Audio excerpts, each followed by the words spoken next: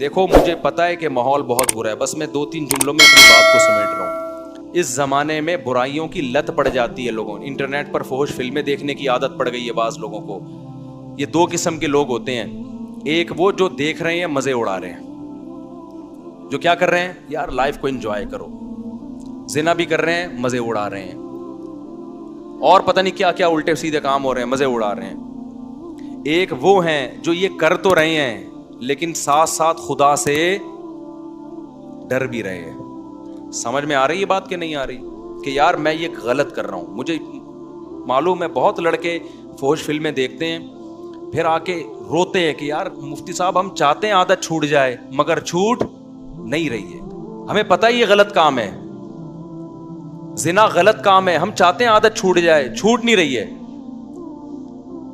تو یہ دوسرا طبقہ ہے جو برائی کو برائی سمجھ کے کر رہا ہے، اس پہ خوش بولو یار سب میرا بھی تو گلا ہے نا، میں بھی تو گھنٹے سے چیخ رہا ہوں اور ابھی میرا ایک اور بیان بھی آگے جا، تو جب میں چیخ رہا ہوں تو تھوڑا سا آپ بھی چیخ لو، گھر میں جا کے جیسے بات کرتے ہو نا بیوی سے، ایسے یہاں بیٹھ کے چیخا کرو بیٹھ کے۔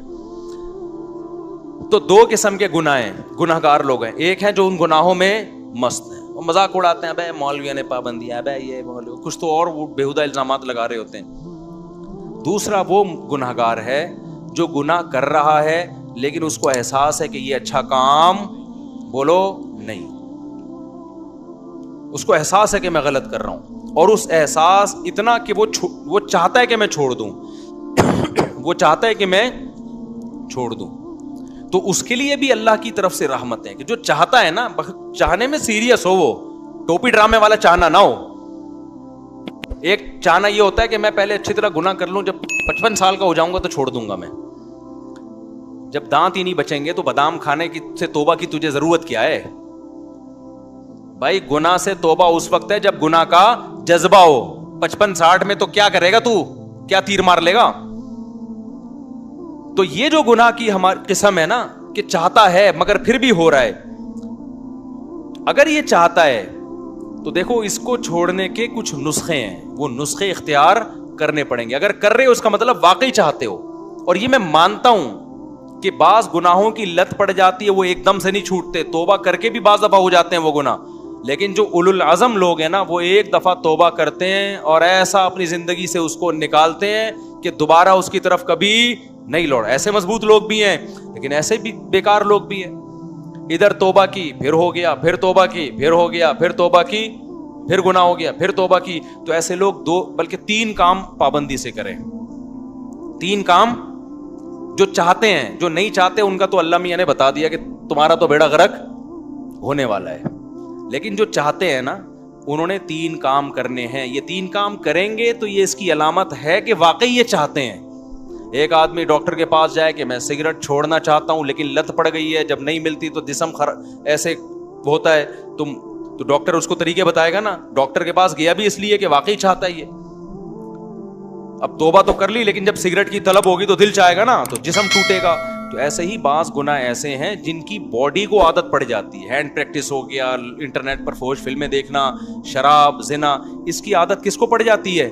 باڈی کو۔ باڈی چاہتی ہے کہ یہ ہو، اصل علاج تو یہ کہ چھوڑ دو۔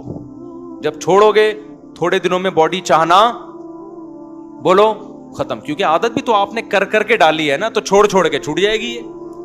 لیکن اگر پھر بھی ہو رہا ہے گناہ تو 3 کام پابندی سے کرو اگر گناہوں کی لت پڑ گئی ہے۔ پہلا کام کیا کرنا ہے؟ جب بھی ہو جائے توبہ لازمی کرنی ہے، اس پہ اطمینان کر کے بیٹھ نہیں جانا کہ اب ہو گیا تو چلو یار اب تو ہو گیا، اب ایسا ہے کہ 25-30 مرتبہ اور کر لیں تو پھر دیکھیں گے کیا کرنا ہے ہم نے۔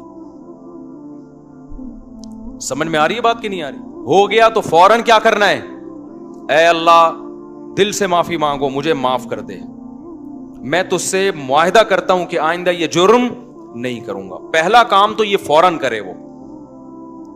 دوسرا کام کیا کرنا ہے؟ فوراً کوئی جرمانہ یا کوئی سزا دے اپنے آپ کو، اپنے آپ کو بغیر سزا کے چھوڑنا نہیں ہے کہ آپ نے کر لیا تو چلو ہو جاتا ہے، آخر انسان ہے۔ نہیں ہوتا بھائی، انسان ہے تو پھر ٹھگائی بھی انسانوں کی لگتی ہے۔ اپنے آپ کو کیا دینی ہے؟ ایسی سزا دینی ہے کہ دوبارہ گناہ ہوتے ہوئے انسان کو وہ سزا کا تصور آئے کہ بیٹا یہ گناہ فری کا نہیں ہے, اس کی تجھے بھاری قیمت دینی پڑے گی. وہ سزا ہر ایک کے لحاظ سے مختلف ہوتی ہے. جرمانہ بھی ہو سکتا ہے, روزہ بھی ہو سکتا ہے, نفلی نمازوں کی پابندی بھی, ہر وہ کام جس میں دل کو تکلیف ہو.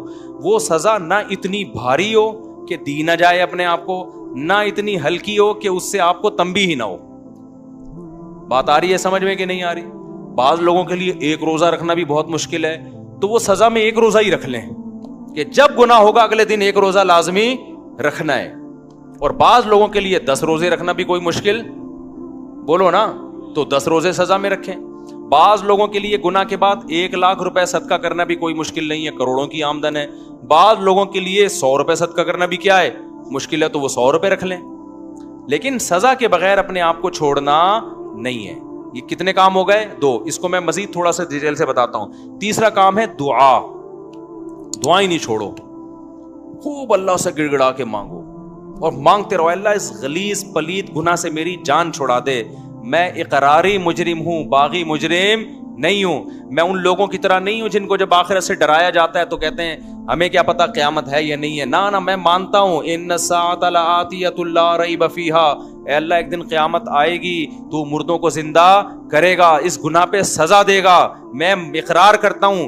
تو اے اللہ مجھے تو اس گناہ سے بچنے کی توفیق دے دے, آسان کر دے میرے لیے اس گناہ سے بچنا.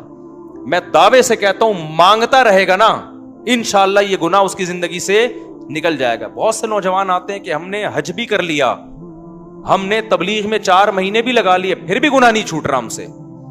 تو بھائی آپ کوشش میں لگے رہو گے, آہستہ آہستہ انشاءاللہ چھوٹ جائے. اگر کوشش نہیں کی نا, یہ 3 طریقے نہیں اختیار کیے, تو اس کا پتہ ہے نقصان کیا ہوگا؟ آج یہ گناہ کر رہے ہو نا, کل ایک قدم اس سے آگے ہوگا. یہ نہ سمجھو کہ آج یہ گناہ ہو رہا ہے تو یہاں یہ جو گورے ہومو سیکچولیٹی کو پھیلا رہے ہیں نا, کیوں؟ زنا کر چکے ہیں یہ, اب آگے کی طرف جا رہے ہیں یہ.